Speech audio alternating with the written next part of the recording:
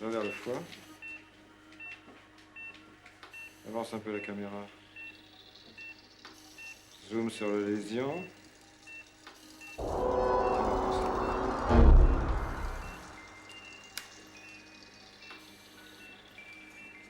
Oh merde, ça saigne. Tu bouges plus, hein. Clip.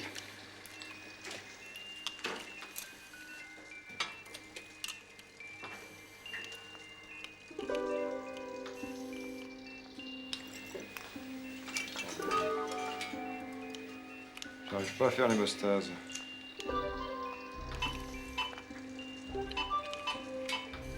Ça veut dire...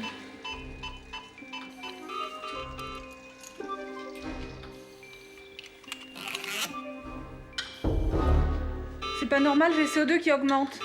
Quoi? Qu'est-ce que vous racontez? Qu'est-ce que ça veut dire, bordel de Dieu? Mais qu'est-ce qui se passe de votre côté? Je sais pas, ça va plus du tout. Elle fait une hypoxie hypercapnie. Elle va pas me faire une embolie. On arrête tout. Je les insulte. On va aller me chercher Foulquier. Vite! Vite, vite!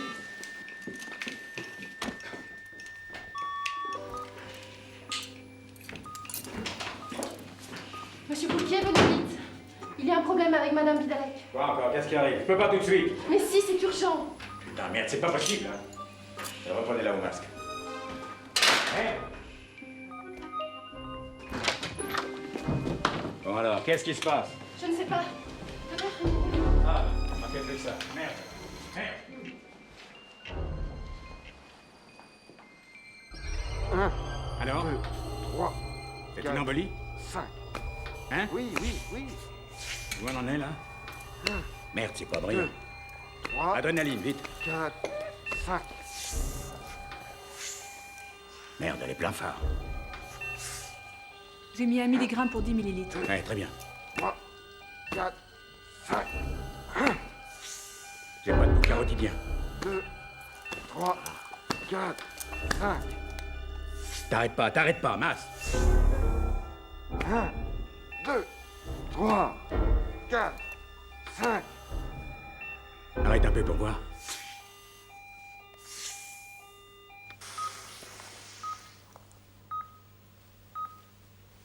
Mais qu'est-ce qu'il fout, merde? Ça fait 20 minutes qu'il est parti. 1, 2, 3, 4. Arrête. Merde, elle est en FV. Il faut la choquer, matériel, vite.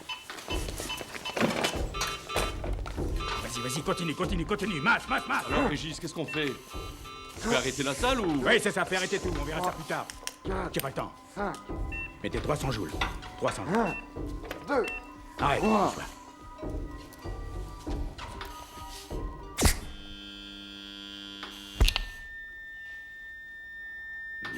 Merde. Vas-y, masse, recommence. Préparez-moi une ampoule de chlorure de calcium. Merde. 1, 2, 3, 4, Arrête un peu. 5. Ah, c'est râpé, merde. Non, c'est pas vrai. C'est foutu, 1 Jean-Claude. et 2, 3, Arrête, Jean-Claude, là, c'est fini. 5. On peut plus rien faire. 1, 2, 3, 4, 5. Allez. Ça va, Jean-Claude, c'est fini, allez. on peut plus rien, allez, c'est fini, viens.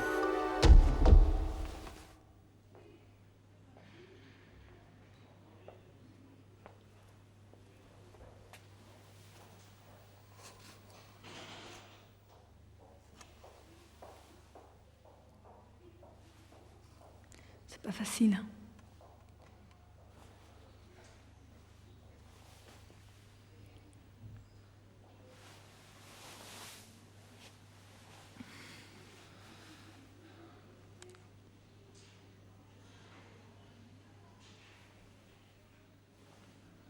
Tu veux un café? Oui.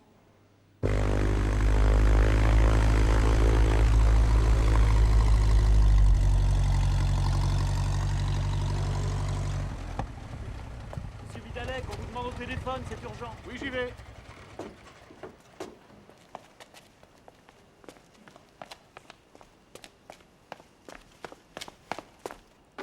Oui, Vidalec à l'appareil, qu'est-ce qui se passe?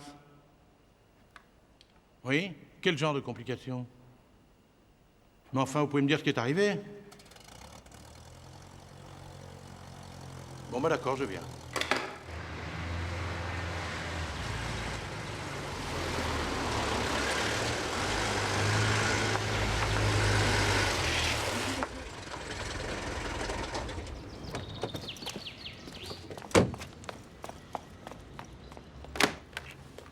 Vous pouvez prévenir que M. Vidalek est arrivé.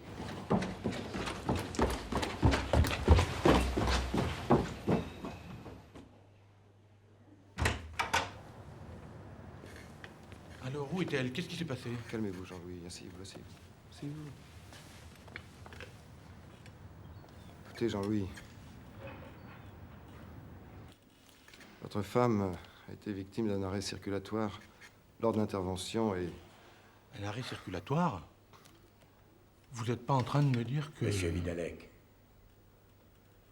votre femme est décédée.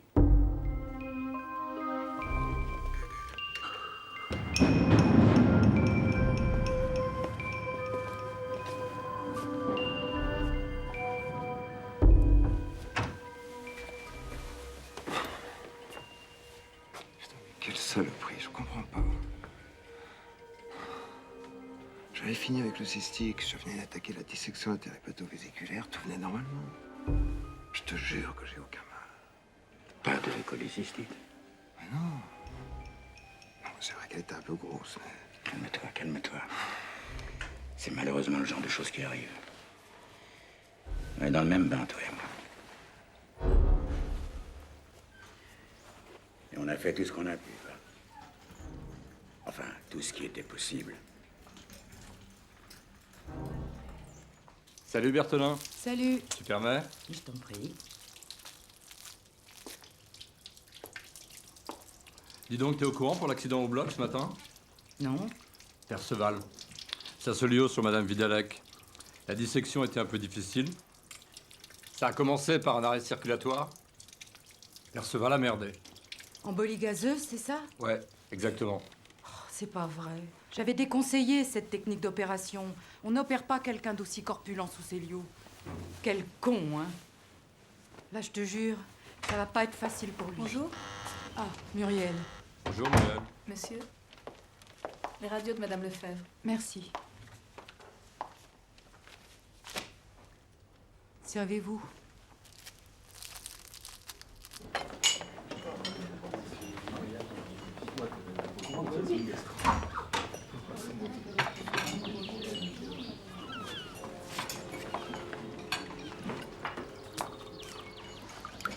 Ça va? Ouais, ça va. Pas marrant de voir mourir quelqu'un, hein? Ça fait partie du job, faut pouvoir assumer. Même si c'est pas simple. J'ai pas envie de parler de ça. De toute façon, t'as pas à t'en faire. C'est Perceval et Foulquier qui portent le chapeau. C'est eux les médecins, non? Toi, tu risques pas d'être emmerdé. Ça fait quoi? A priori, il n'y a pas eu de faute professionnelle. Alors, où est le problème? Tu l'es prouvé qu'il n'y a pas eu faute professionnelle, les médecins sont peinards. Bah dis donc, c'est insensible, mais... Ouais, chaud, dis. Tu vas quand même pas le laisser partir comme ça, non? Une petite saillie, vite fait, bien fait. Ça remet des idées en place. Arrête de me refaire le Kama Sutra, toi. Tu sais que ça me chauffe.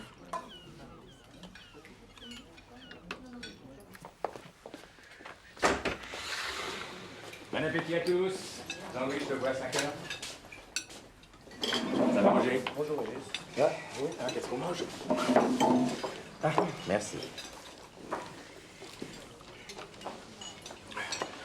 D'après toi, il va y avoir plainte, vu le personnage? Ah, je sais pas, moi. De toute façon, c'est un accident, hein. Bonjour, monsieur. Je pourrais vous parler 2 minutes? Oui, oui, je sais de quoi vous voulez me parler. Asseyez-vous. Tout le monde ici est au courant. Oui, j'ai appris l'accident au bloc. Une embolie gazeuse. Bah oui, évidemment. Qu'est-ce que vous voulez que ce soit? Le mari, vous l'avez vu? Comment il a pris la chose? Il va pas très bien, si c'est ce que vous voulez savoir. Mais j'ignore s'il va porter plainte. Ça vous suffit? Vous vous souvenez que c'est mon pot d'adieu à 18h? Oui. Vous serez le bienvenu. Ah, voyons. Le jour où cette conne nous débarrasse enfin le plancher, il faut qu'une nouvelle merde nous tombe sur la gueule.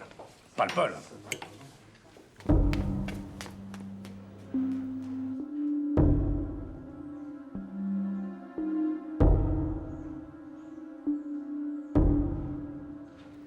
Voilà, c'est très bien. Bon, je vais peut-être vous expliquer un petit peu ce qui va vous arriver. Vous allez être sous perfusion pendant quelque temps, le temps de retrouver votre alimentation normale, parce que vous allez rester à la diète quelques jours. Mais rassurez-vous... Oui. Ah, c'est vous. Oui, je vous la passe. Muriel, c'est pour vous, Mathieu Lévesque. Oui, Mathieu, qu'est-ce qui se passe? Oui, vous aurez maintenant peut-être aussi un tuyau dans le nez pour évacuer ce que vous la avez dans vache. l'estomac. Oui, bah ça va, j'ai compris, pas besoin de faire un dessin. C'est juste T'es où, là? ça fait pas mal. Bon, bah, Voilà, et attends-moi, dans une semaine, j'arrive. c'est Oui. Oui. On m'attend dans le bureau de Monsieur Fayard, c'est suite à l'incident de ce matin. Je pense pas que ce sera long, mais je... Allez-y si on vous attend. Merci. À bientôt, Madame Lefebvre. À tout à l'heure. Vous venez à mon pot d'adieu? Oui, oui, comptez sur moi. Alors, à tout à l'heure.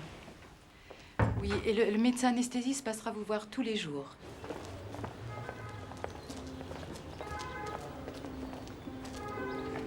Mathieu? Alors ça y est, Vidalec a porté plainte? Faut croire, sans quoi jamais ce flic nous aurait convoqué chez le directeur. Dis donc, jamais elle est sympa, Berthelin, au téléphone. Attends, tu vas pas t'y mettre, toi aussi, non? Tu l'emmerdes en pleine consultation, tu voudrais qu'elle te la joue à Mona? Attends, je vais pas emmerder, c'est Fayard qui m'a demandé de l'appeler. D'appeler qui? L'ascenseur? C'est drôle.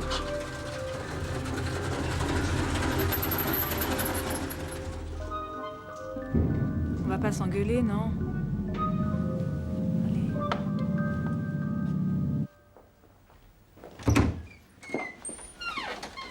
Bonjour Solange. On peut y aller? Allez-y.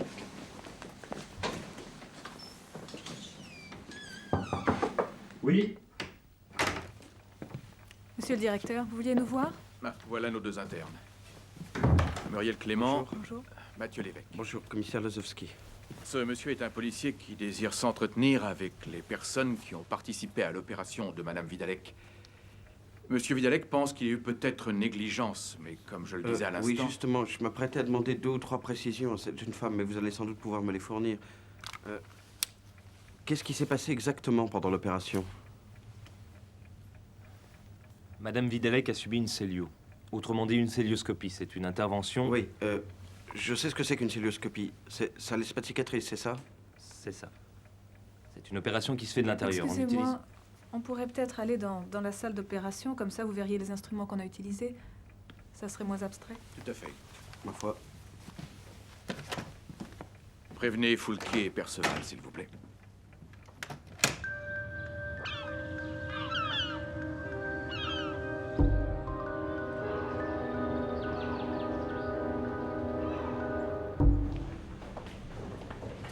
Monsieur Fayard, votre secrétaire m'a bipé au moment où je me rendais chez vous.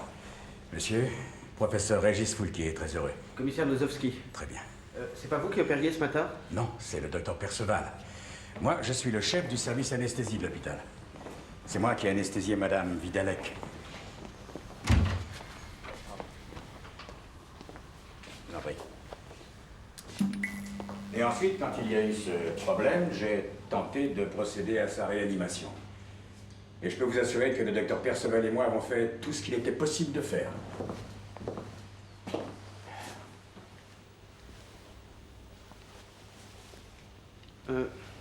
Excusez-moi, c'est ce truc-là qui sert pour la célioscopie? Non, ça c'est pour les électrochocs. Je m'en suis d'ailleurs servi ce matin pour tenter de faire repartir le cœur de Madame Vidalec. Malheureusement sans résultat. Sous célioscopie, on se sert de ce moniteur et de cet appareil appelé insufflateur. Vous voyez, c'est avec ça qu'on insuffle du CO2 dans l'abdomen du patient. Qu'est-ce que c'est que ça? Ça va pas? Mademoiselle Rosalie, venez voir. Regardez cette bouteille. C'est vous qui l'avez mise là? Je comprends pas. J'ai remplacé les bouteilles hier, après la dernière intervention. C'était du CO2, j'en suis certaine. J'ai quand même l'habitude. Qu'est-ce qui se passe là? Vous pouvez m'expliquer? Il se passe, monsieur le commissaire, que cette bouteille ne contient pas du CO2, mais de l'air comprimé. Et c'est grave? Grave? C'est le moins qu'on puisse dire. C'est peut-être ce qui a coûté la vie de Madame Vidalec. Comprenez? Monsieur Foulquet. Oui. Regardez. Qu'est-ce qu'il y a encore? Oh nom de Dieu. Jean-Claude, l'insufflateur a été saboté. Quoi?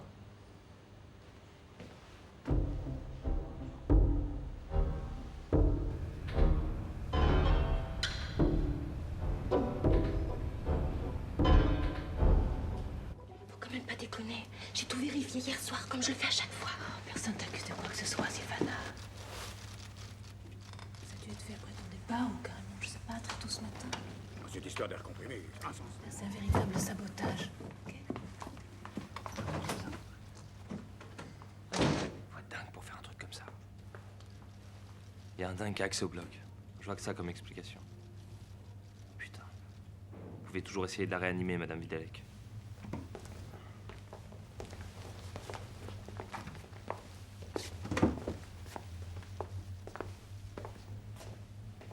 Je descends à la morgue avec ces messieurs et jeter un coup d'œil sur le corps de Madame Vidalec. En rentrant, j'aurai encore quelques questions à vous poser. D'accord? Quelle histoire, mon Dieu. Quelle histoire. Ce n'est pas un accident, mais un homicide. Enfin, laissons la police s'occuper de l'affaire. Quelle heure est-il? 7h10. Le pot de Berthelin, j'avais promis d'y assister. Je vais y faire un tour. J'ai le temps, non? J'avais complètement oublié. Vous m'excuserez auprès d'elle? Oui, bien sûr.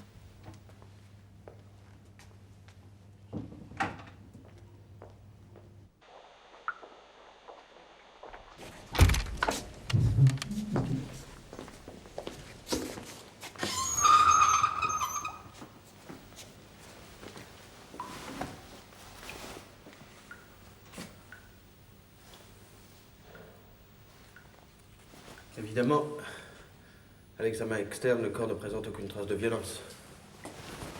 Bon, bah, faudra pratiquer une autopsie, hein?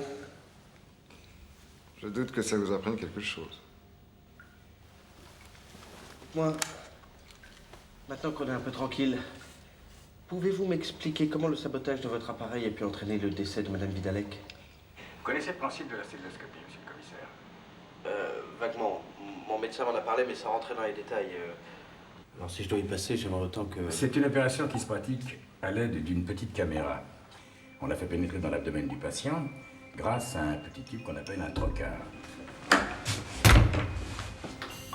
Pour dégager le champ opératoire, on gonfle le ventre du patient avec du CO2.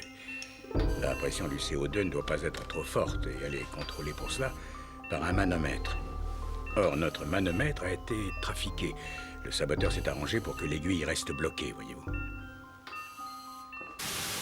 Attendez, vous êtes en train de me dire que la vie de vos patients tient une malheureuse aiguille fixée sur un cadran? C'est fou. Et quand je pense que mon médecin veut que je me fasse opérer comme ça, mais c'est un malade, ce mec. Votre truc, c'est une machine à tuer. Écoutez, sur les nouveaux appareils, la pression intra-abdominale est régulée, rassurez-vous. Ces machines sont équipées d'un régulateur électronique. Impossible de les trafiquer. Et le vôtre, vous l'avez trouvé dans une brocante? L'insufflateur dont nous avons l'habitude de nous servir est en réparation. Nous avons donc utilisé l'ancien appareil. Et voilà. Et adieu, le Vidalec. Attendez, si vous le permettez, les choses ne sont pas aussi simples. Le sabotage de l'insufflateur est responsable de l'embolie gazeuse. Ça, c'est une chose, mais ça n'est pas tout. Vous pensez aux bouteilles? Commissaire, une embolie gazeuse, c'est un peu ce qui se produirait si vous injectiez une bulle d'air dans le sang à l'aide d'une seringue. Oui, j'ai déjà vu ça, au cinéma. Très bien. Dans un James Bond. Parfait. Or, en règle générale, on arrive à réanimer les patients victimes de ce genre d'accident. Enfin, disons que ça marche dans la plupart des cas. Et là, pourquoi ça n'a pas marché? Eh bien, tout simplement parce que notre saboteur a changé les bouteilles de CO2 pour de l'air comprimé. Comme ça se faisait d'ailleurs tout au début de la celluloscopie. Or, si on a abandonné l'air comprimé au profit du CO2, c'est précisément parce que l'air rendait toute réanimation impossible en cas d'embolie gazeuse. Faut vraiment avoir l'esprit malade pour mettre au point une machination pareille. Vous croyez pas? Certainement. Certainement. Alors, tu vois, juste à ce moment-là, il y a sa femme qui ouvre la porte et qui le voit faire. Alors, tout étonné, elle le dit, putain. Mais chérie, tu m'avais pas dit que ça se remplissait comme un stylo. Quoi, elle est bien, non? Ouais, tu la connais pas déjà. Bah ouais, mais moi, c'est sympa. Elle est où, Berthelin? Ah, plus, partie envolée.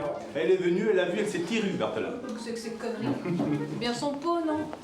Ben ouais, mais elle a eu le tact de ne pas nous imposer sa présence. C'est sympa, non? Elle a dû avoir peur que ça fasse tourner le whisky, tu sais.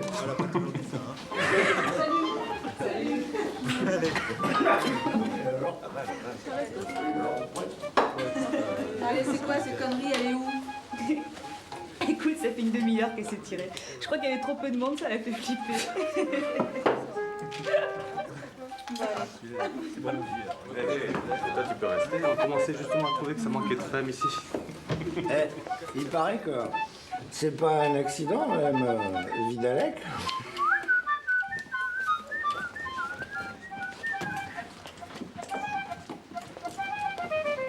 Et reste, je déconne, allez. Non?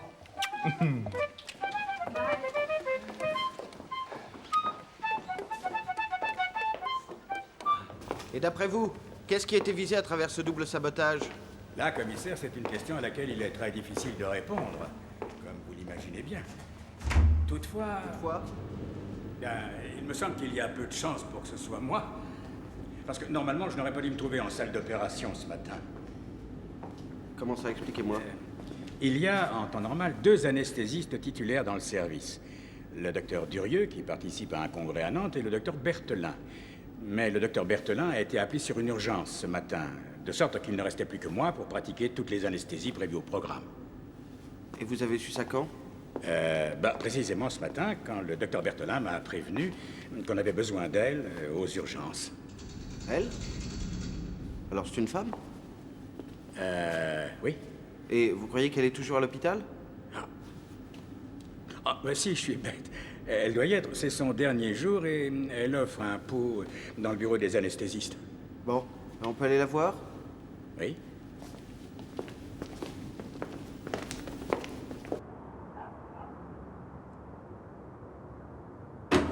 Alors, un peu de tenue, s'il vous plaît, on a de la visite. Berthelin est partie? Oui, elle est partie il n'y a pas longtemps. Elle est rentrée chez elle, vous savez pas? Bah ça, elle nous a pas dit, hein. Vous savez comment elle est, hein? Justement, comment elle est? Le commissaire Landowski enquête... Lozowski. Ah, pardon. Lozowski. Le commissaire Lozowski enquête sur les circonstances du décès de Madame Vidalec. Ouh, d'accord. Vous lui avez dit pour Berthelin? Qu'est-ce que vous deviez me dire sur Berthelin? Hein? Oh, rien. Enfin, disons que c'est une femme au caractère difficile, avec qui il n'est pas toujours très aisé de travailler, n'est-ce pas? D'ailleurs, peu de gens l'aiment dans cet hôpital. C'est le genre hautaine qui croit toujours avoir raison. Vous voyez ce que je veux dire? Ouais, je vois. Ouais. J'aimerais bien la rencontrer. Personne n'aurait son numéro de téléphone? Oui, donc on verra ça plus tard. D'ailleurs, je crois que je l'ai dans mon bureau. Ah bon? S'il vous plaît, allons-y. Donnez-moi un peu.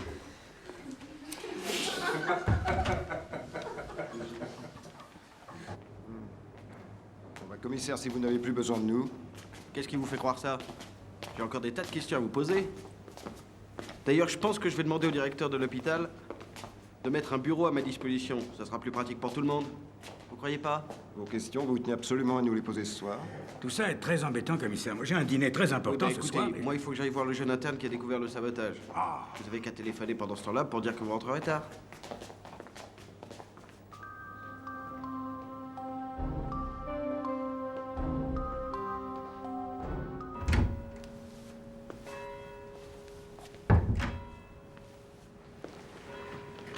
Bonsoir, Jean-Claude.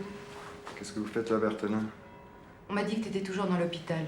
Je voulais pas partir sans te dire au revoir. Surtout après ce qui s'est passé ce matin.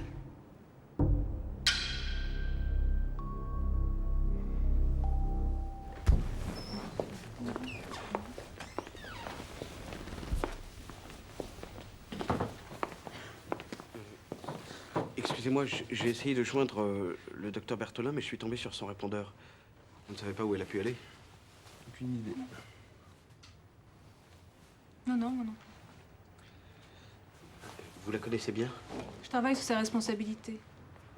Enfin, je travaillais puisqu'aujourd'hui c'était son dernier jour. Son dernier jour? Mm. Vous la trouvez comment? C'est une femme qui connaît son métier. Avec elle, j'ai beaucoup appris en anesthésie.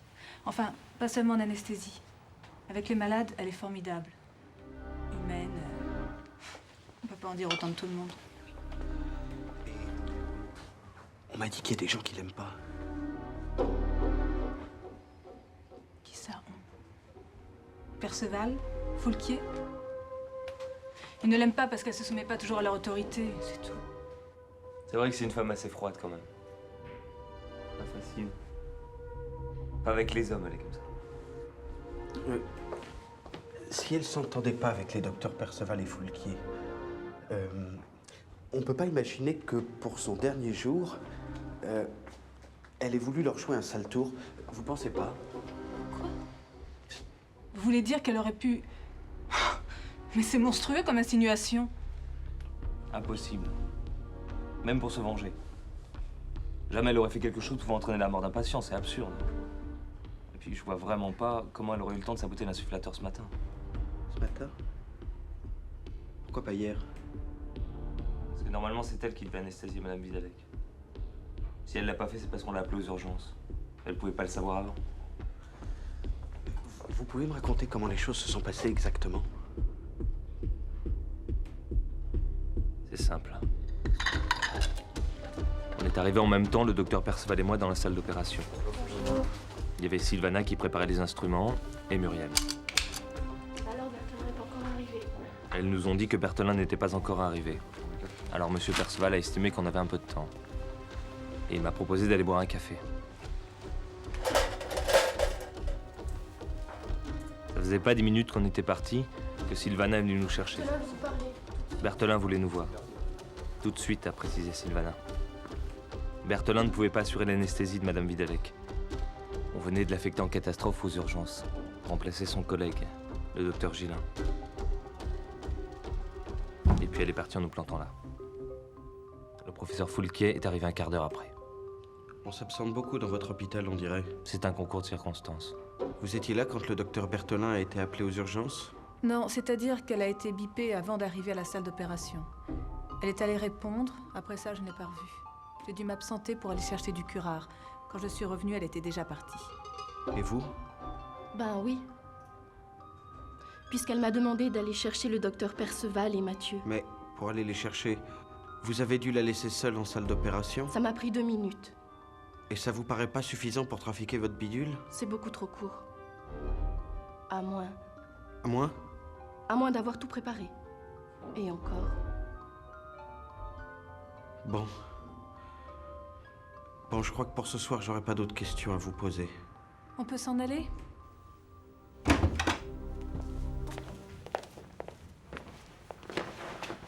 S'il vous plaît, quand on a des petits problèmes avec sa vésicule biliaire, vous pensez vraiment que... Enfin, je veux dire que cette manière de se faire opérer, vous le conseilleriez vraiment? Ça dépend des patients. Pourquoi est-ce que vous me demandez ça? Non, pour rien. S'il vous plaît, encore un dernier truc. Au cours des prochains jours, j'aimerais bien que vous évitiez de vous absenter. On sait jamais, je pourrais avoir besoin de vous.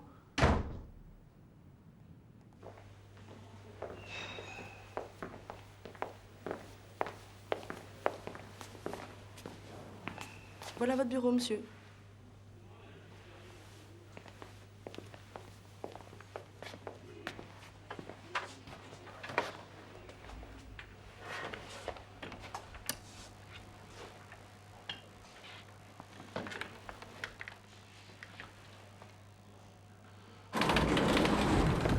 Non, parce que s'il faut te laisser les dans la salle 1, je te raconte pas le bordel.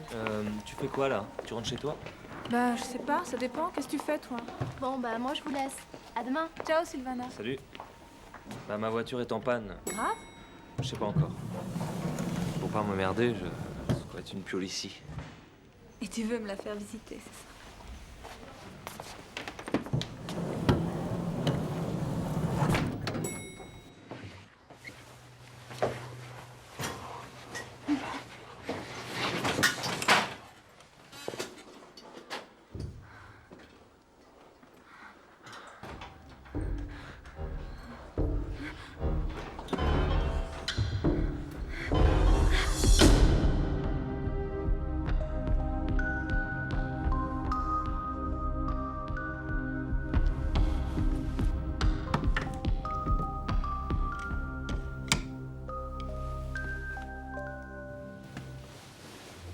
Ça va pas?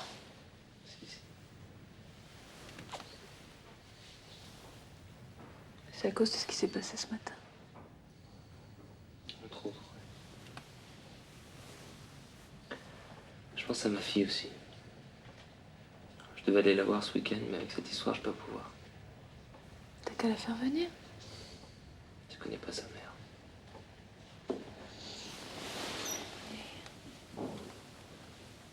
Ça va finir par s'arranger. Rien n'est jamais grave avec toi. T'as de la chance. J'aimerais bien être comme ça. C'était un proche.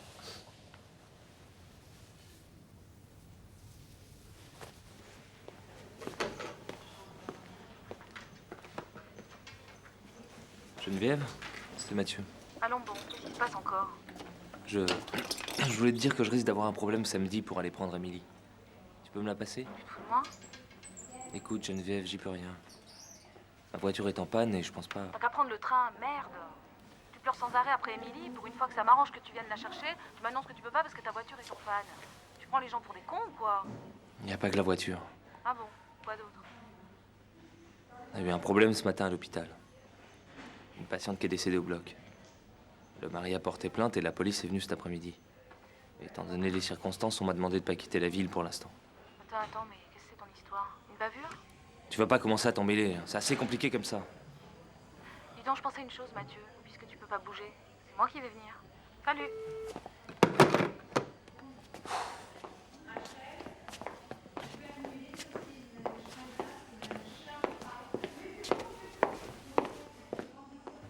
Madame Vidalec faisait partie de votre clientèle privée, non? Bah oui, alors ça n'a aucun rapport. Je vois pas du tout ce que vous voulez insinuer. Oh, mais je cherche, mon bon monsieur, je cherche. Vous savez qui était le père de Madame Vidalec, j'imagine? Garcin? Ben, j'ai travaillé avec lui pendant quelques années, puis j'ai changé d'hôpital. Et puis lui a pris sa retraite. Et vous le trouviez comment? Écoutez, je ne vois pas le rapport entre votre enquête et les relations que j'ai pu avoir avec le professeur Garcin. Aucun rapport, aucun rapport. À propos, vous saviez que monsieur Vidalec a retiré la plainte vous concernant? Ah bon? Quand ça? Et qu'est-ce qui l'a fait changer d'avis? Bah là, à l'instant, quand je lui ai raconté comment les choses s'étaient passées, il a estimé que sa plainte n'avait plus lieu d'être. Après tout, hein... Vous aussi, vous êtes des victimes, non? Vous avez raison, commissaire. Je commence à croire que j'étais visé, moi aussi. Un sabotage dans une salle d'opération. Vous vous rendez compte de ce que ça signifie pour des gens comme nous? Non, pas vraiment, non. Vous pensez pas que c'est Madame Vidalec qui était visée par le sabotage? Non, impossible. Impensable. Qui aurait pu lui en vouloir au point d'essayer de la tuer? Hein? Surtout en s'y prenant de cette façon. Non, je sais bien que la réussite des Vidalec a suscité pas mal de jalousie dans la région, mais... franchement parlé, je leur connais pas d'ennemis, moi. Hein? Moi non plus. J'ai posé la question à son mari. Mais je vois vraiment pas. Ouais.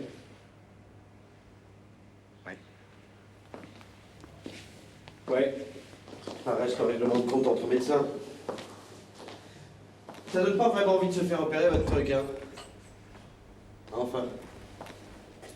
Dis-moi, il serait pas très con, celui-là. J'arrive.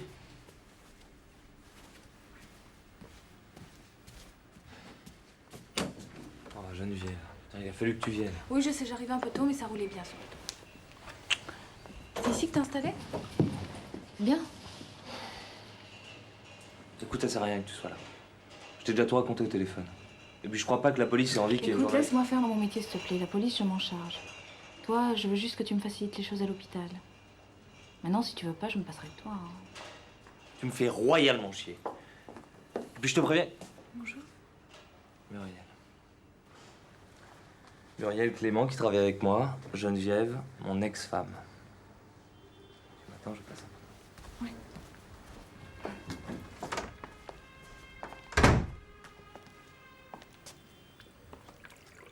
Alors comme ça, vous travaillez avec Mathieu? Oui. Et il vous a dit que j'étais journaliste? Non.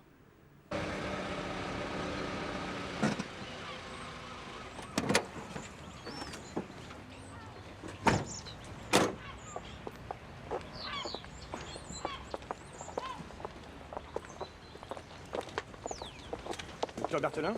Oui. Police. Si vous voulez bien me suivre, nous aurions quelques questions à vous poser. Je vois. S'il vous plaît. Tout simplement parce que je n'ai rien à vous dire. C'est pas la peine de me parler sur ce ton, parce que moi aussi, je peux me mettre à crier. Foutez-moi la paix, merde. Bon, écoute, on va pas te retenir plus longtemps. Mais qu'est-ce qu'il te prend, lâche-moi. Mais lâche-moi, qu'est-ce qu'il te prend? T'as du travail, nous aussi, il vaut mieux qu'on en reste là. Allez. Tu vas pas t'en tirer comme ça, Mathieu. Ah, il est joli, le corps médical. C'est la loi du silence, c'est ça? C'est ça. C'est ça. Quand je pense que c'est ta femme.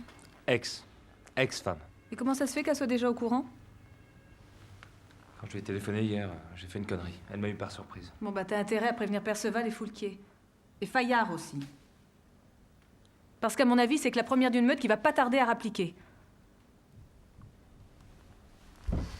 Je vais mettre ma chaussure. Ouais, bien sûr, mais... Alors j'ai l'impression que les choses vont aller très vite maintenant. Bon, d'accord, ouais, je vous rappelle tout à l'heure. À tout à l'heure, monsieur le procureur. Monsieur le commissaire, vos médicaments?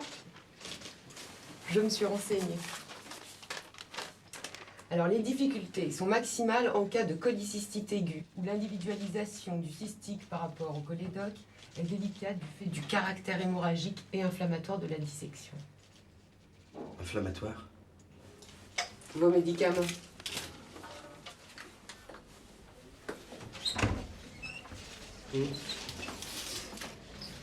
Commissaire, le docteur Berthelin. Entrez, docteur Berthelin. Asseyez-vous.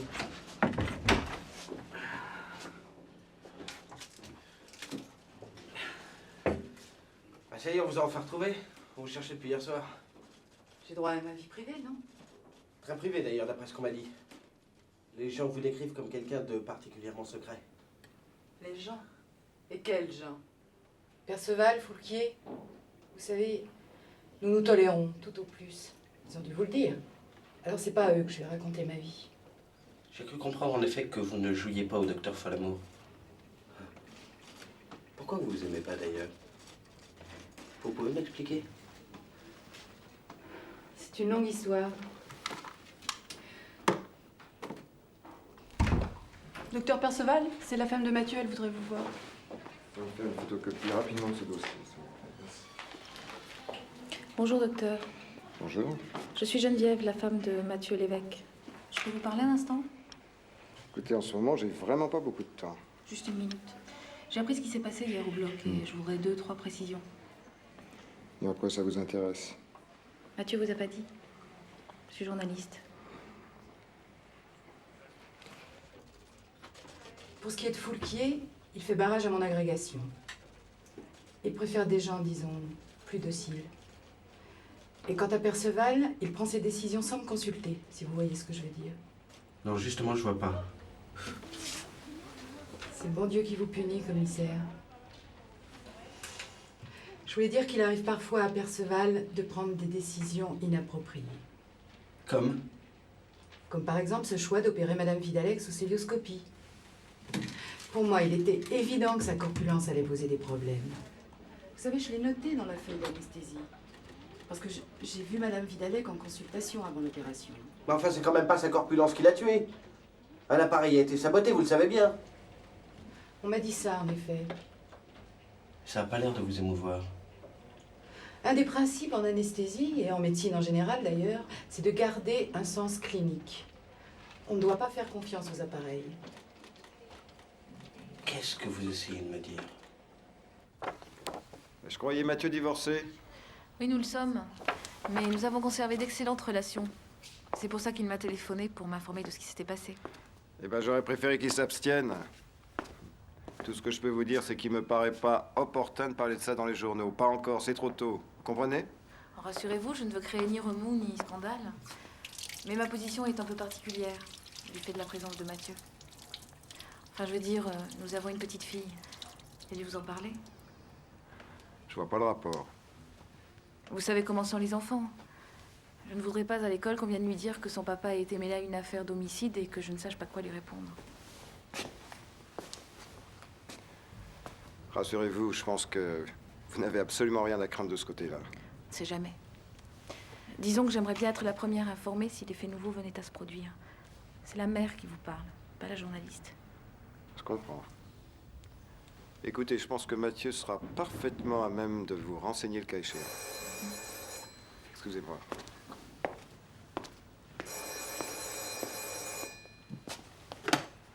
Allô?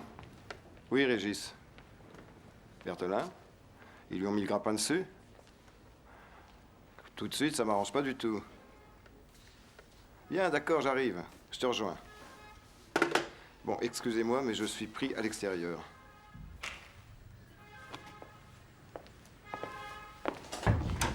L'immense autre hôpital. J'ai failli me perdre tout à l'heure. Je voulais voir Berthelin, mais j'ai pas trouvé son bureau. Vous prenez un peu tard, elle travaille plus ici. Ah bon? Depuis quand? Depuis hier, je crois. Oui, c'est ça, hier, puisque c'est elle qui aurait dû anesthésier Madame Vidalec et qu'elle a pas pu. On va pas parler de ça. Et qu'est-ce qui s'est passé exactement? Vous savez, on sait pas trop. Myriam, c'est pas un remboursement, s'il vous plaît. Oui, j'arrive. Vous êtes libre pour déjeuner?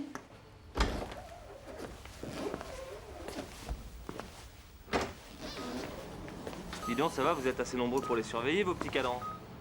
C'est pire que la place de la Concorde, ici. Avec la salle insous-scellée, tu te doutes bien que ça a bouchonné, non? Voilà, compresse. J'ai appelé Perceval ce matin pour savoir s'il avait besoin de moi. Tu sais quoi? Il a reçu la visite de Geneviève.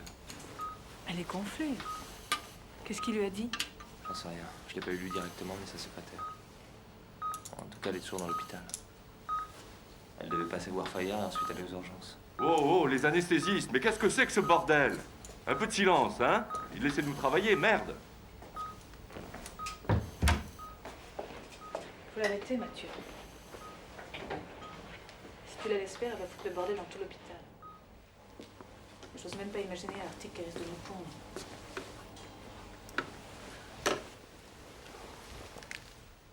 Je sais bien, mais qu'est-ce que tu veux que je lui dise?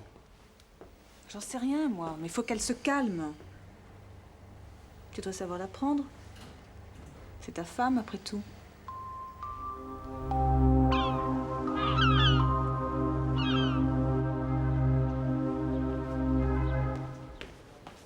T'as rien à faire ici. Ça, c'est toi qui le dis. J'ai appris plein de choses intéressantes, moi, ce matin. C'est une affaire très compliquée. Si tu veux des informations, tu t'adresses à la police. Mais t'arrêtes d'emmerder le monde ici. J'ai vu ton directeur, Fayard. Je crois qu'il a compris que les rumeurs vont se mettre à voler un Mac 2 si vous persistez à ne rien dire. Alors, vous avez plutôt intérêt à montrer que vous fuyez pas vos responsabilités, Mathieu. C'est clair? Bon.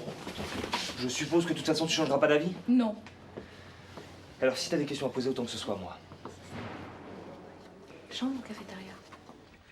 Dites-moi, puisque c'est vous qui deviez pratiquer cette anesthésie, vous ne pensez pas que c'est vous qui étiez visé à travers ce sabotage? Impossible. Un sabotage comme celui-là ne peut pas être exclusivement dirigé contre l'anesthésiste. Et pourquoi donc? Nous, anesthésistes, nous sommes vigilants, mais c'est le chirurgien qui fait le geste initial. Enfin, autrement dit, Perceval. Entrez. Commissaire, je peux vous voir une minute? Oui.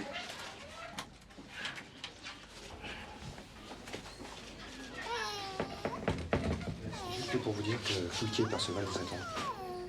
Bon. Ben, je vais aller les voir. Pendant ce temps-là, amenez Berthelin au commissariat, je vous rejoins. Blou, blou, blou. J'espère que j'ai pas trop chamboulé votre emploi du temps. Je viens de voir le docteur Berthelin, drôle de bonne femme, non? En tout cas, elle vous aime pas, hein? Si j'ai bien compris ce qu'elle m'a dit, c'est parce que vous avez trop fait confiance à votre appareil que votre patiente est morte. Quoi? Mais elle est complètement cinglée, cette bonne femme. Où est-ce qu'elle est? Je veux la voir immédiatement. Où est-elle? Vous allez la voir. Je compte organiser une confrontation. Enfin, pas ici, hein. Vous pouvez me rejoindre au commissariat? J'ai juste 2-3 coups de fil à passer. Merci. Mais non, tu te plantes complètement. Tu connais rien au milieu médical. Arrête de parler de ces gens-là comme si c'était des surhommes. Ça m'agace. C'est ça que j'ai jamais supporté chez toi, Mathieu. Côté, mais qu'est-ce que j'ai fait, moi, Mathieu, fils de prolo, pour mériter de côtoyer des demi-dieux? N'importe quoi. Quoi, t'es pas fils de prolo, peut-être? Il y a des tas de médecins qui sont fils de prolo, comme tu dis, je vois pas ce que ça a de gênant. Moi non plus. D'ailleurs, c'est pas moi que ça gêne. C'est toi qui as jamais réussi à te débarrasser de ton complexe par rapport à tes origines. N'importe quoi, 2e édition.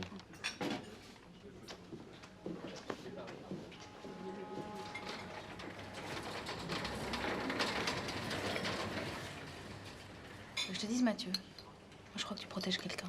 Moi? C'est absurde. Qu'est-ce que je protégerais? Pourquoi tu m'as pas parlé d'Agnès Berthelin? Qui t'a parlé d'elle? J'ai entendu son nom ce matin dans le bureau de Perceval. Après, j'en ai parlé avec sa secrétaire, c'est tout. Et alors, qu'est-ce qu'elle t'a raconté?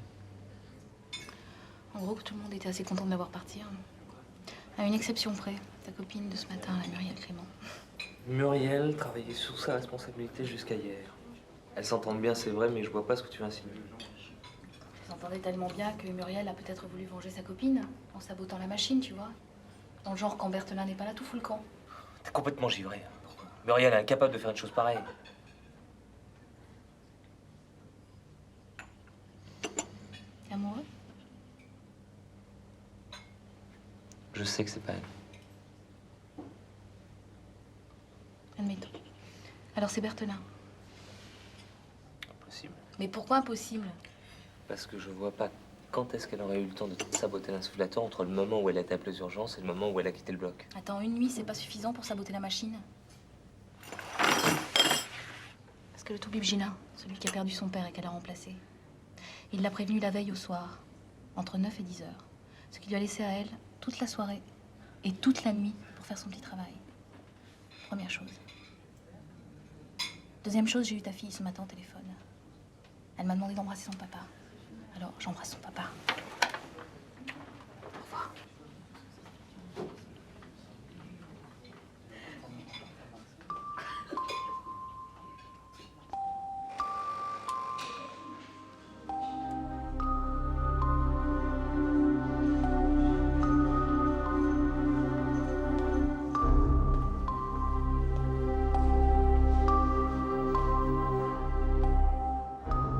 J'ai un scoop.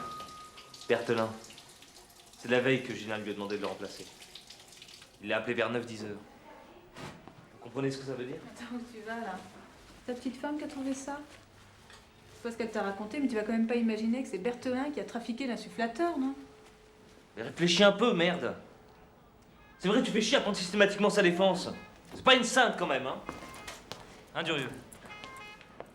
Elle peut très bien l'avoir trafiqué, cet insufflateur. Attends. Je viens de me rappeler de quelque chose. Gilin l'a appelé vers 9h ou 10h, tu dis? Quelque chose comme ça. Non, parce que moi, j'ai essayé de la joindre vers 23h. Je suis tombé sur son répondeur, elle était plus chez elle. T'es sûr de ça? Tout à fait. Durieux, merde, t'es con ou quoi? Ce genre de sabotage pouvait pas passer longtemps inaperçu. Et il faut pas avoir un super QI pour comprendre qu'une fois découvert, Perceval et Fouquier redevenaient blancs comme neige. Alors elle y gagnait quoi, Berthelin? Bon, dis, qu'est-ce que tu vas faire avec cette histoire de coup de fil? Tu vas appeler les flics? J'en sais rien. Pour le moment, les flics n'ont pas demandé à m'entendre. C'est vrai que, bon, tout l'accuse. Mais justement, c'est ça qui me gêne. C'est trop laid pour être vrai. Trop laid pour être vrai. D'accord. Monsieur le procureur, vous pouvez compter sur moi. Oui, je m'apprête à les confronter, mais... là, je suis encore à l'hosto et... Vous êtes le commissaire qui enquête sur la mort de Madame Vidalec? Oui, c'est à quel sujet? Parce que là, Bonjour, je suis Geneviève Lévesque, la femme de Mathieu. Vous savez, le jeune interne qui travaille avec le docteur Perceval. Je peux vous voir un instant? Attendez, là, j'ai 2 témoins sur le feu, alors c'est peut-être pas le Je suis moment. journaliste, j'ai fait mon enquête de mon côté. Je pense que j'ai appris des choses que vous ne savez pas. Et... Bon, attendez, ouais. Et merde, il a raccroché. Bon, je vous écoute. Donnant. Je vous dis ce que je sais et vous en faites autant de votre côté? J'aurais 2 mots à lui dire à votre mari quand je le verrai. Qu'est-ce que vous voulez savoir au juste? Qui vous avez interrogé? Votre point de vue sur l'affaire? Vos conclusions? Comprenez-moi, j'ai été la première sur cette affaire. Je veux pas la lâcher.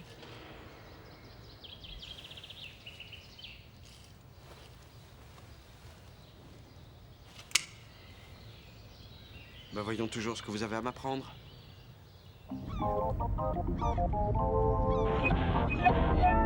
Le journal.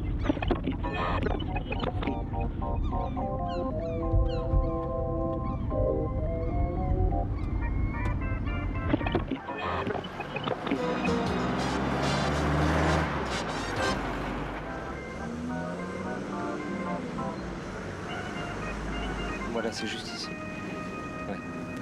Merci. C'est bon. Bonjour, 24 urgenza, la Bella. Senza secondo dello spadolo, Oui.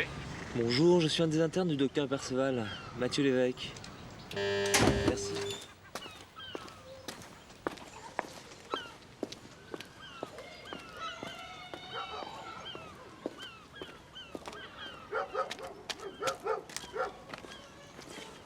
Avant de vous déranger, j'ai un truc important à dire au docteur Perceval. Mon père est pas là. Oh merde. Je suis passé à l'hôpital, mais sa secrétaire m'a dit qu'il était parti. Alors j'ai pensé qu'il était repassé chez vous. Il est pas là et je sais pas quand il rentrera. Bon. Est-ce que vous pouvez lui demander de m'appeler Mathieu Lévesque. Hein?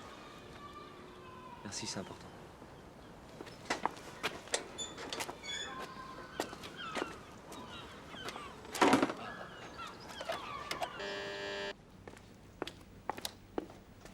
Je suis vraiment désolé.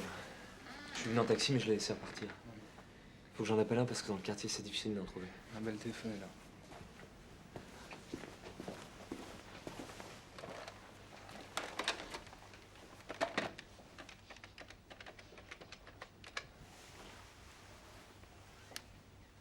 Bonjour, je voudrais un taxi pour le 17 avenue des Tilleuls, s'il vous plaît. Dans 5 minutes? Merci. C'est rapide, hein? Bon, bah merci, excusez-moi.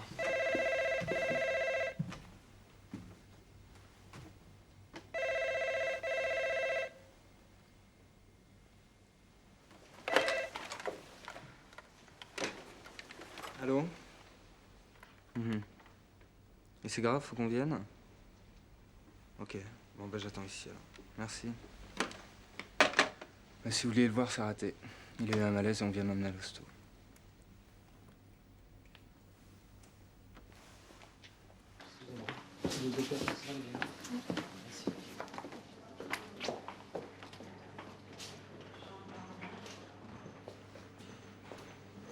Il nous a dit de le suivre dans son bureau pour la confrontation. Et c'est à ce moment-là que Jean-Claude a eu son malaise.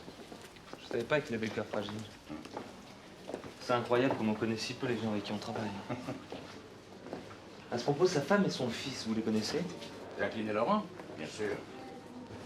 Ils vous paraissent pas un peu bizarres? Bon, bizarre, c'est pas le mot que j'emploierais. Jacqueline est du genre dépressif, c'est vrai. Quant à Laurent... Vous les avez vus?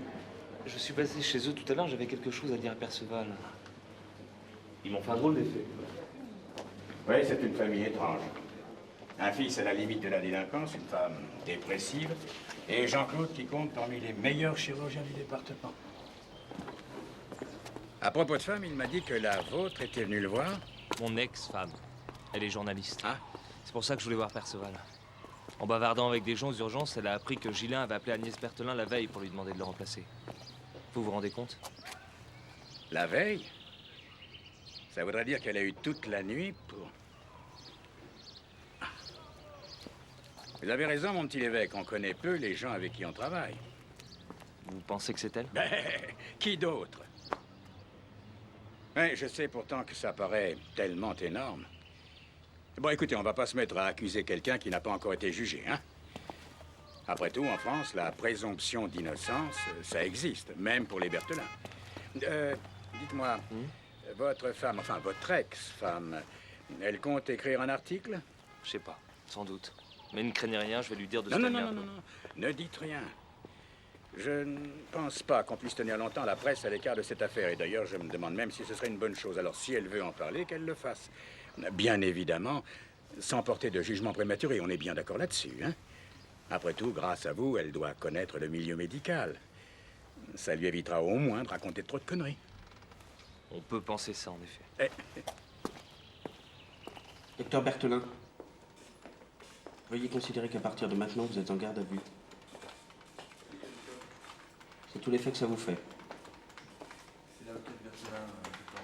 Allô, oui. Bon. Bon, reprenons. Pourquoi ne m'avez-vous pas dit que c'est la veille de l'opération de Madame Vidalec que que le docteur Gillin vous a téléphoné pour vous faire part de son absence. Pourquoi m'avoir fait croire que c'est le lendemain matin que vous l'aviez su? Allons parvenir là-dessus, commissaire. Vous savez très bien que je n'ai rien cherché à vous faire croire, comme vous dites. Et que si je ne vous ai pas dit que Gillin m'a prévenu la veille, c'est tout simplement parce que la question n'a pas été posée.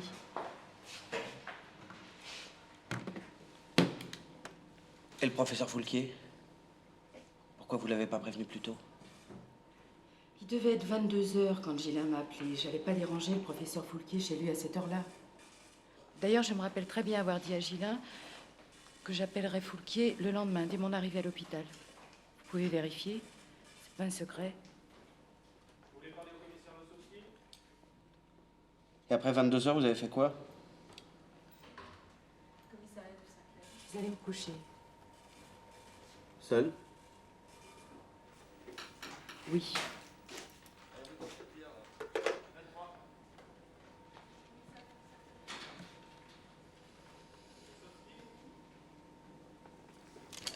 Je suppose que j'ai pas d'autre solution que de vous croire.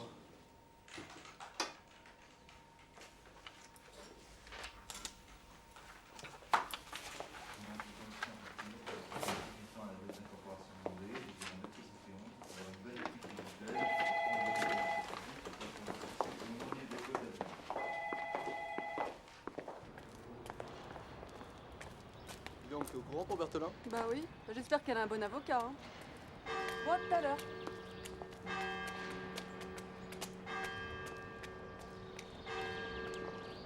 Non, parce que les cachets me font de moins en moins d'effet, alors je me dis que un jour ou l'autre, il va falloir que j'y passe. Hein. Bonjour, mon père. Bonjour, Suzanne.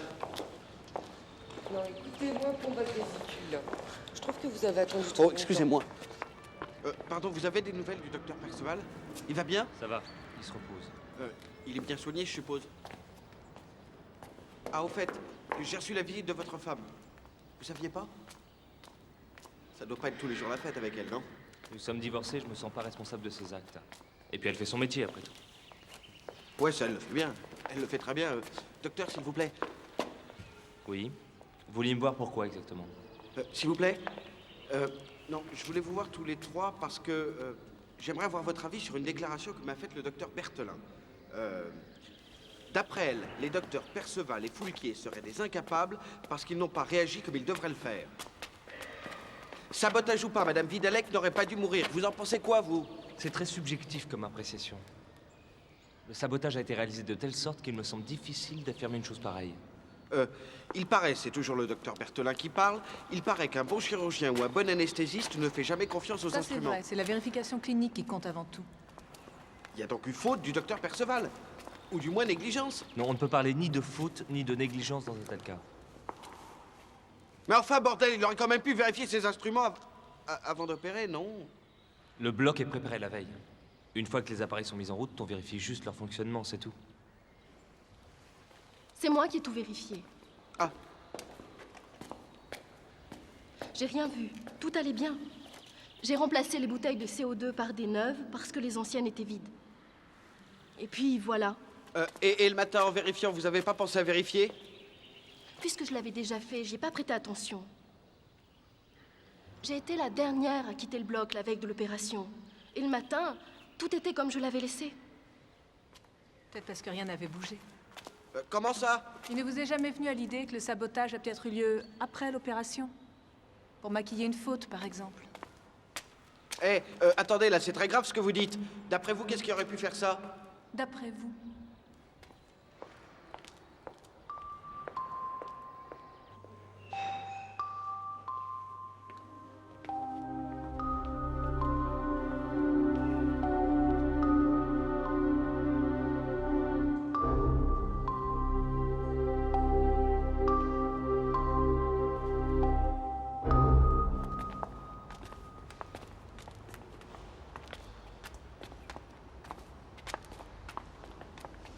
Klosowski n'est pas convaincu, moi encore moins.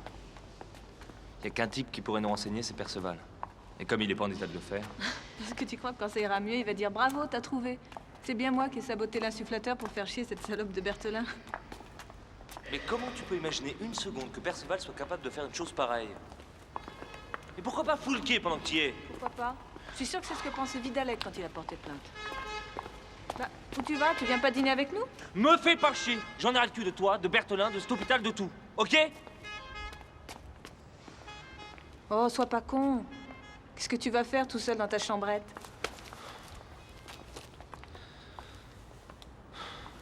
Et alors, qu'est-ce que ça peut te foutre?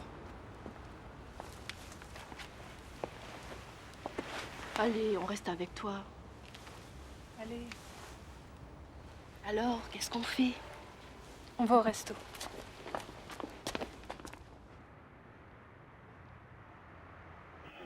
Malgré une enquête rapide, même si tant de soupçons pèsent sur le docteur Berthelin,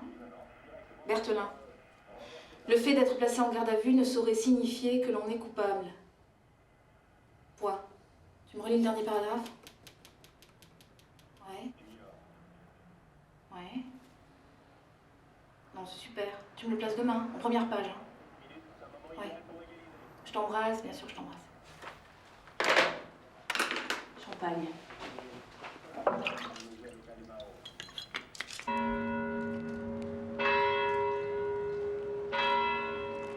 Tu veux que je te dise? Je te trouve un peu cyclotimique comme mec. C'est vrai, tu changes d'humeur tout le temps. Devant Lozowski, tu joues au toubib sérieux et responsable. Le quart d'heure d'après, tu piques une colère, on sait même pas pourquoi. Et là, au resto, tu dis pas un mot. T'es où dans tout ça, Mathieu? Si je savais. Tu veux pas monter? Pourquoi faire? Pour jouer au docteur?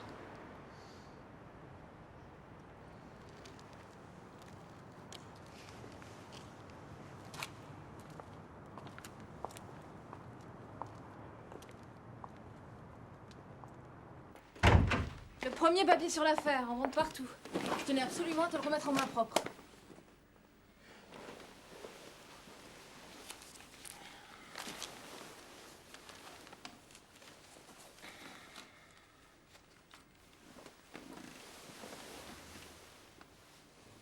Comme par hasard, la mort d'Olga Vidalec s'est produite le jour même où le docteur Berthelin devait s'en aller.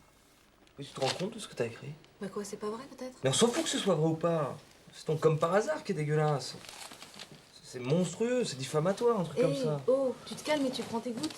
C'est un papier honnête. Lis la suite. Un papier honnête, tu parles? Un papier où tu désignes Berthelin comme coupable? T'es le premier à penser que Berthelin est coupable. Ne me dis pas le contraire. Tu crois que j'ai pas vu ta réaction hier quand je te dis ce que j'avais appris aux urgences? Alors faudrait quand même pas que tu me reproches. Ce que je te reproche, c'est de désigner Berthelin comme coupable alors qu'elle n'a pas été jugée. Ce que je pense d'elle, ça n'a rien à voir avec ça. Eh ben oui, mais c'est ça ton drame, Mathieu. T'arrives pas à te situer. Jamais, nulle part. Si ça se trouve, ta pétasse de Muriel est passée par là, elle t'a dit que c'était pas bien d'accuser sa copine. Quand on parle de moi, j'aime bien être là. Elle est là, elle. T'aurais pu me prévenir, non? C'est ça le torchon où l'écrit passe. Je te signale que le torchon, on le tire à 250 Je 000. vous interdis de me tutoyer, on va pas garder les cochons ensemble. Bon, on va peut-être se calmer, hein. Oui, puis elle va sortir. Non, mais ça va, Tu je peux te te- casses. Ouais, bah, tu te Je casses, sors seule. Tu te casses. C'est pas vrai. C'est une manip, C'est c'est bon, pas Claire. Et maintenant? Non, la meute va rappliquer.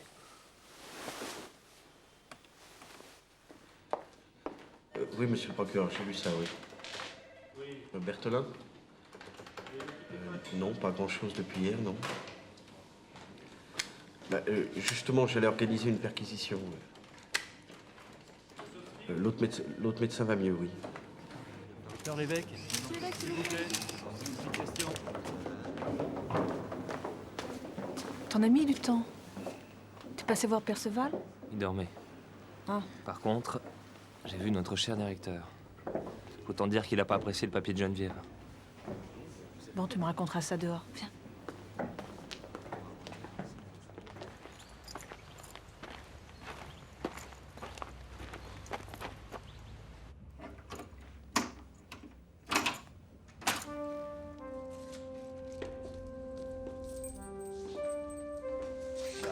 Elle s'emmerde pas, hein, Berthelin.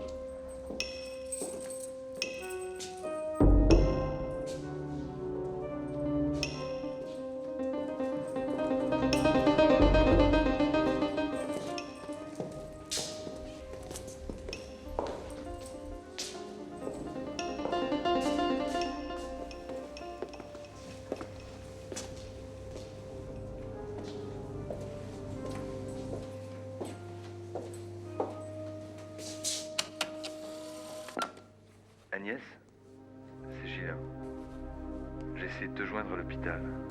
Tu vas sans doute pas tarder et il n'est pas tout à fait 22 heures. Rappelle-moi chez moi, s'il te plaît. Il m'arrive un coup dur. Mon père est mort et je pourrais pas... Allô? Allô Agnès? C'est Durieux. Excuse-moi de te déranger si tard. Tu peux décrocher, s'il te plaît? Oh merde, j'espère qu'elle est là. Agnès? Merde, elle est pas là. Vous deviez dormir profondément pour ne pas entendre la sonnerie du téléphone quand Durieux a appelé. À moins que vous soyez sorti. Vous étiez où?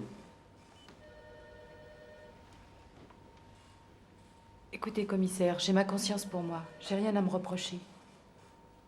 C'est tout. J'ai plus rien à ajouter. Qu'est-ce que c'est? Commissaire Ossowski, bonjour. Maître Francis Lecomte, je suis l'avocat du docteur Agnès Berthelin.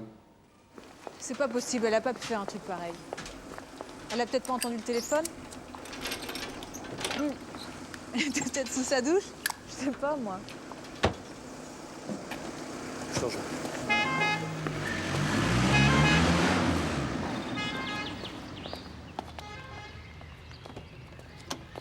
Bonjour, Madame Perceval.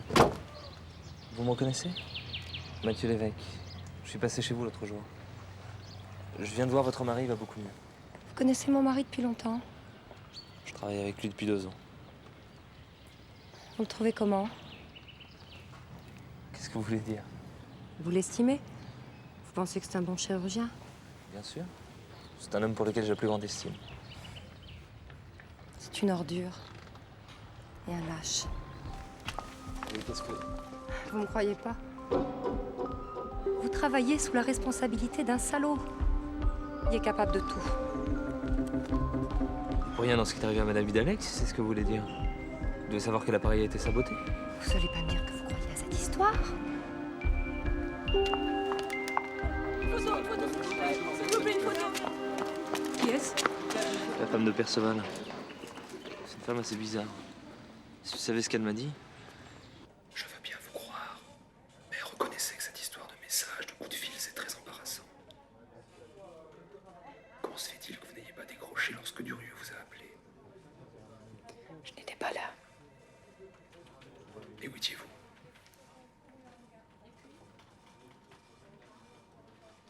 Avec quelqu'un que je ne veux pas voir mêlé à cette affaire. Vous n'avez pas l'air de vous rendre compte qu'une inculpation pour homicide pèse sur votre tête. C'est très grave. Si quelqu'un peut prouver que vous étiez avec lui lors de cette fameuse nuit, je crois qu'il est de votre intérêt de me dire qui, sinon je ne peux pas assurer votre défense. Je suis innocente, j'ai rien à me reprocher. La vérité finira bien par éclater. Sans votre aide, je ne vois pas comment. Sans votre aide, je ne vois pas comment. Sans votre aide, je ne vois pas comment. M'expliquez comment le sabotage de votre appareil a pu entraîner le décès de Madame Vidalec. Qu'est-ce que vous deviez me dire sur Berthelin?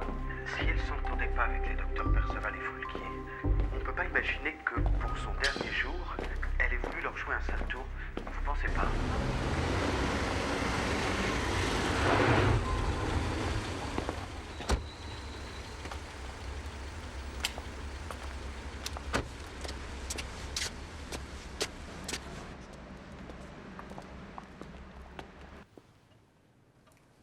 Docteur Berthelin, je vous écoute. Je ne peux que vous répéter ce que j'ai déjà déclaré au commissaire Ossowski. Je n'ai rien à voir avec toute cette affaire, même si les apparences jouent contre moi. Je suis sûre que le vrai coupable finira par se dénoncer. Maître, vous avez quelque chose à ajouter?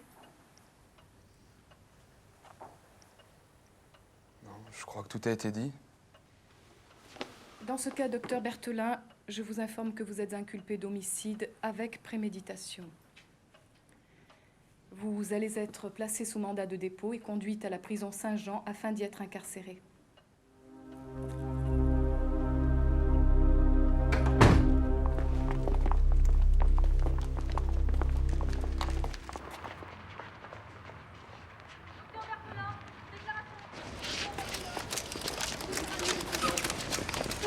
Laissez passer, s'il vous plaît.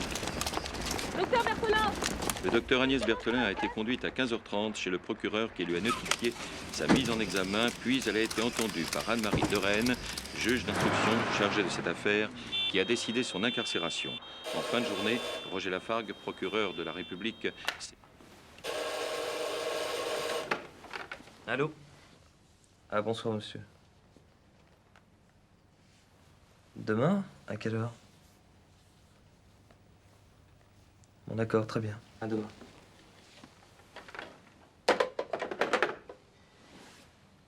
C'était Fayard. La télé va l'interviewer vu qu'on soit là avec Foulquier. Qu'est-ce que tu vas leur raconter? Qu'est-ce que tu veux que je leur raconte? Je vais leur dire qu'à l'hôpital on tue pas et qu'on est là pour soigner les gens. Et puis que je me refuse à porter la moindre accusation tant que la justice s'est pas prononcée. Foulquier et Fayard, ils vont parler de Berthelin. Ça, c'est leur problème. Et Perceval, comment tu vas le dépeindre, lui? Comme un chirurgien modèle ou comme un lâche, un salaud? Ça va pas. Tu me vois dire à la télé que je travaille avec un type que la femme traite de salaud? En plus, c'est une maniaco-dépressive de première, cette Anna. Moi, à ta place, j'appellerais Vidalec. Vidalec, pourquoi ça? Pour savoir ce que son beau-père lui a dit sur Perceval. C'est vrai, ça m'a toujours paru bizarre qu'il lui demande de porter plainte contre un chirurgien avec lequel il a bossé. Attends, on en a déjà parlé, je vois pas ce que ça va être bizarre. Et puis Vidalec a retiré sa plainte. Alors laisse tomber, je veux pas les emmerder un type que les journalistes doivent être en train d'assaillir en ce moment. Tu me regarderas à la télé demain?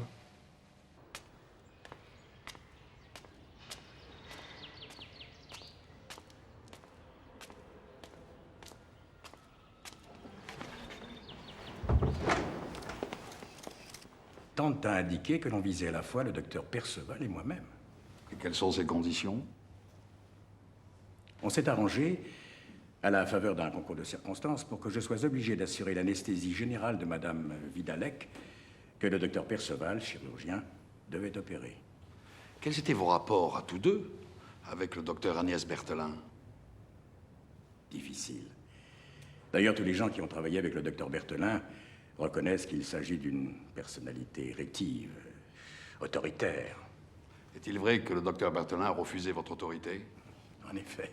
Alors comment expliquez-vous que ce différend qui a existé entre vous et le docteur Berthelin ait pu entraîner la mort d'une patiente? Je pense que le docteur Berthelin a agi dans un moment de folie.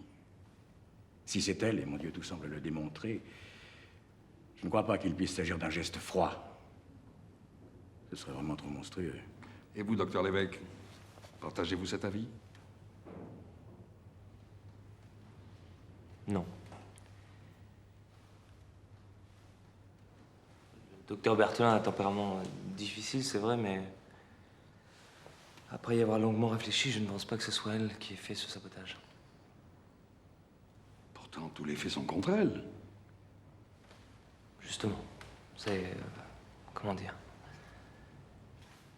Trop laid pour être vrai.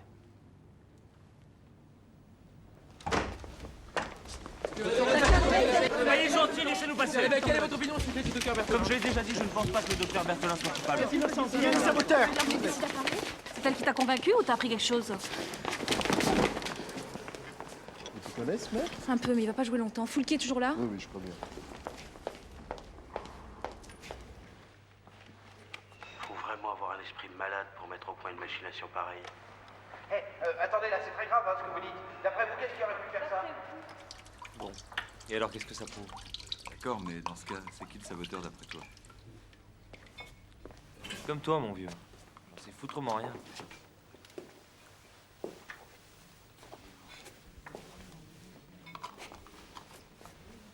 Mathieu Lévesque? Oui, bonsoir. Je peux vous parler une minute? Je vous écoute. Non, pas ici.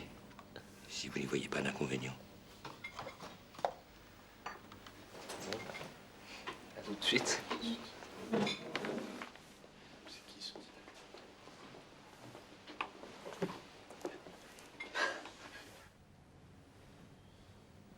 C'est sans doute pour cela que j'en suis tombé amoureux.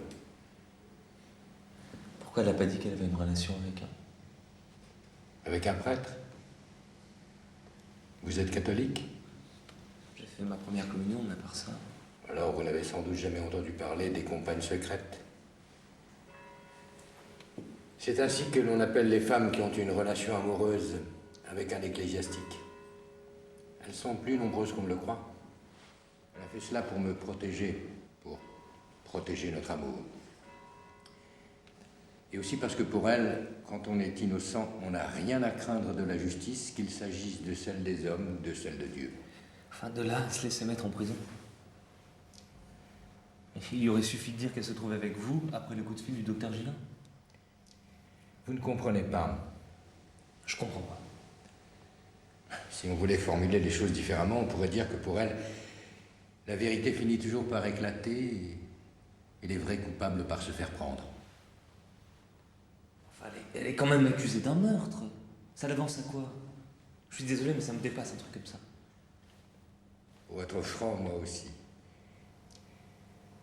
Je ne suis pas certain de partager toutes ces certitudes, surtout en ce qui concerne la justice des hommes. Mais Agnès est ainsi faite. Et vous? Pourquoi n'avoir rien dit? C'est elle qui me l'a demandé. J'ai respecté son choix aussi longtemps que cela m'a été possible. Mais aujourd'hui, les choses sont allées trop loin.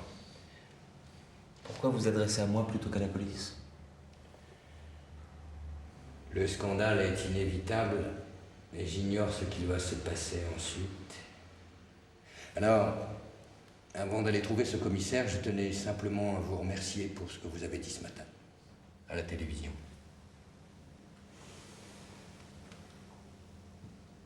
Pour l'instant, elle avait raison. La voilà innocentée. Enfin, le problème n'est pas résolu. Parce que je sais pas vous, mais moi, je vois pas du tout qu'est-ce qu'elle peut le trafiquer, ce putain d'insufflateur.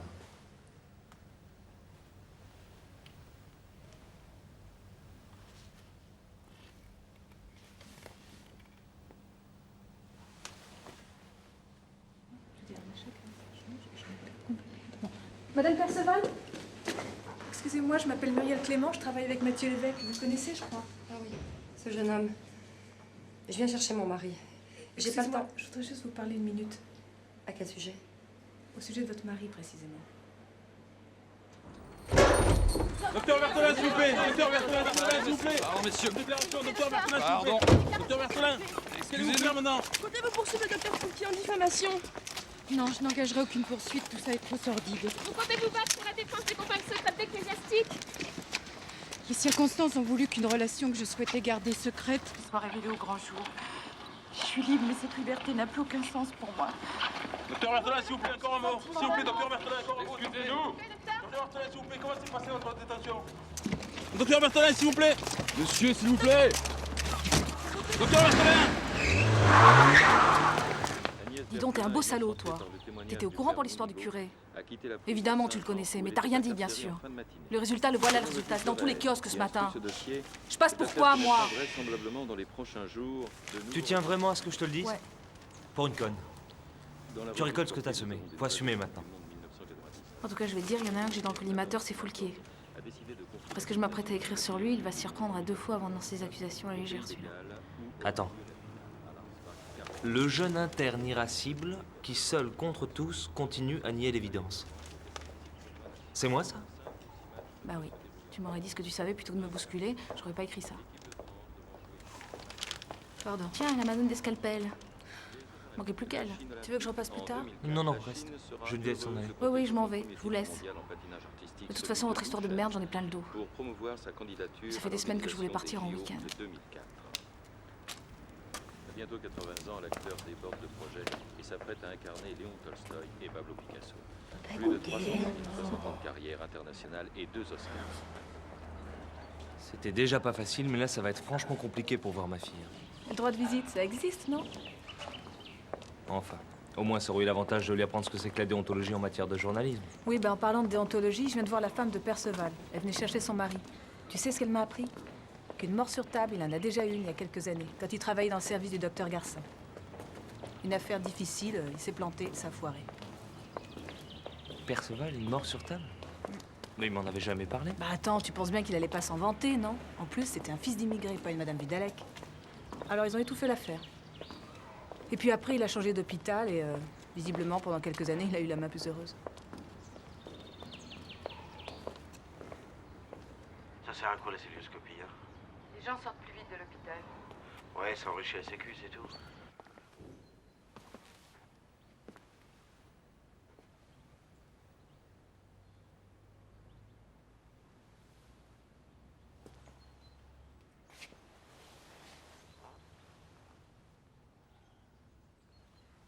C'est vous qui avez saboté l'insufflateur. Pour maquiller une faute professionnelle en acte criminel.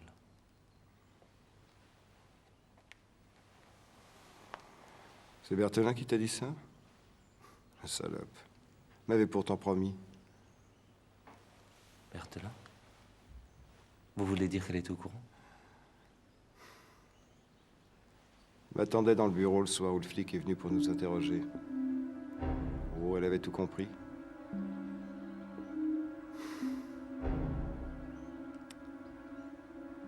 Et j'ai touché qu'au manomètre, les bouteilles, je sais pas qui a fait ça. Comprends, j'ai pas réfléchi. Olga Vidalec, la fille de Garcin, la femme de Vidalec que je vois tous les dimanches à l'aéroclub. Je pouvais pas me permettre qu'on m'accuse de maladresse, c'était pas possible. Pas avec une femme comme celle-là, pas avec... Déjà un mort derrière vous. Ah, tu sais ça aussi?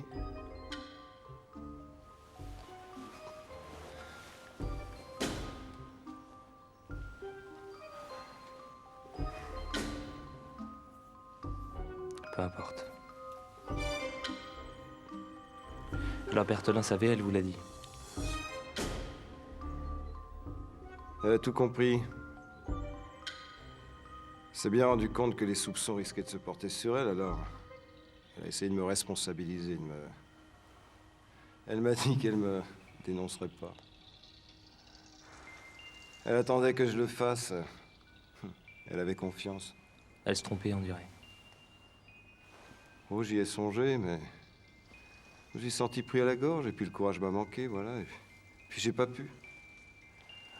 J'ai vraiment pas pu. Vous m'avez bien dit que vous n'avez pas touché aux bouteilles.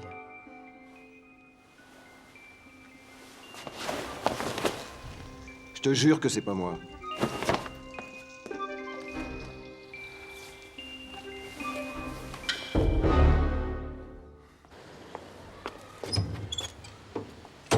Alors?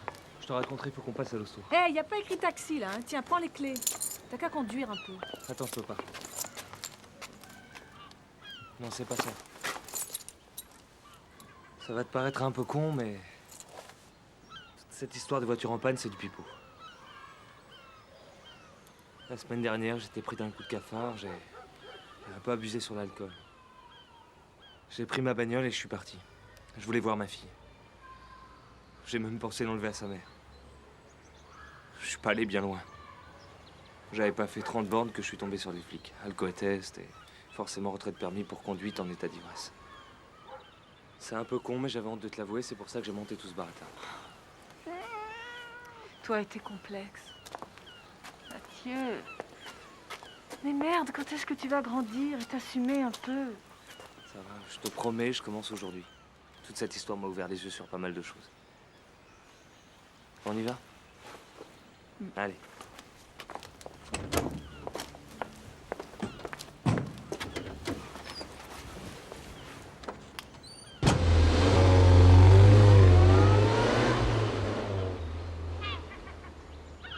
Bien, alors vous me travaillez ça pour la prochaine fois, hein? Et sérieusement. Surtout la troisième phase, l'inspiration, très important. Hein? Tiens, la réanimation vous intéresse? C'était précisément le sujet de mon cours aujourd'hui. C'est l'art de réanimer les victimes d'embolie gazeuse que vous enseignez à vos étudiants? Qu'est-ce qui vous prend, l'évêque? Je trouve ça d'un très mauvais goût. Échanger les bouteilles de CO2 contre les bouteilles d'air comprimé pour pas endosser la responsabilité d'un échec. Vous trouvez ça de bon goût? Bon, laissez-nous, je vous prie. Suivez-moi, vous. Petit con. Allez, sauvez-vous, sauvez-vous! Bon, qu'est-ce que vous cherchez à insinuer? Que c'est moi qui ai saboté l'insufflateur? C'est pas Berthelin, alors c'est Foulquier, c'est ça? Et si c'est pas lui, on ira voir du côté de Perceval ou des infirmières, ou voire même des internes. Ça vous va mal de jouer les inquisiteurs, mon petit évêque. Perceval a reconnu avoir saboté le manomètre, mais il nie avoir changé les bouteilles de gaz. Or, qui avait intérêt à remplacer le CO2 par de l'air comprimé? Mais je me fous de ce qu'a pu raconter Perceval comme connerie! Je vous préviens que si vous continuez à m'emmerder, ça va aller très mal pour vous. Quand vous avez appris que Vidalec avait porté plainte, vous avez paniqué. Vous vous êtes précipité au bloc et vous avez changé les bouteilles. D'ailleurs, si j'ai pas de mémoire, c'est vous qui avez remarqué que les bouteilles avaient été remplacées. Simplement, vous ne saviez pas que Perceval était passé avant vous et avait saboté l'insufflateur. Vous êtes un affabulateur, mon petit évêque. Mais j'ai assez perdu mon temps à écouter vos conneries. J'ai du travail qui m'attend, moi. Et faites très attention à vos propos, mon petit. Je peux foutre votre carrière en l'air, vous savez? Attendez, vous n'allez pas vous en sortir comme ça. Mais j'ai parfaitement écouté ce que vous m'avez dit. Je trouve ça très distrayant, d'ailleurs. Il y a un cadavre, mais pas de meurtrier, donc pas de coupable. Mais au fond, c'est plutôt rassurant, non? Vous avez les traits tirés, mon petit. Ah, c'est épuisant ce que vous faites, hein? Oui, j'ai connu ça, moi aussi, autrefois, quand je n'étais qu'un petit interne. Alors un bon conseil, reposez-vous. Et n'en faites pas trop à l'avenir. Professeur Foulquier, il y a quelqu'un que vous avez beaucoup déçu. Geneviève. Elle a cru tout ce que vous lui avez raconté. Du coup, elle a écrit un article que les faits ont démenti avant même sa parution. Maintenant, elle s'en mord les doigts. Les journalistes, eux aussi, tiennent à leur réputation, vous savez. Je crois que mon histoire va beaucoup l'intéresser. N'allez pas trop loin, l'évêque, n'allez pas trop loin. Je vous aurais prévenu. Et dites à votre journaliste de merde qu'elle a intérêt à s'arrêter, elle aussi. Je ne m'arrêterai pas. Et ma femme, je la connais, je ne crois pas que vous l'impressionniez beaucoup. Et puis tout tient à la manière de présenter les choses, vous savez. Et pour ça, vous pouvez lui faire confiance. Ta femme?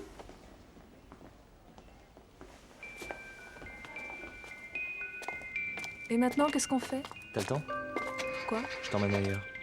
Oh, merde, merde! J'ai plus d'essence.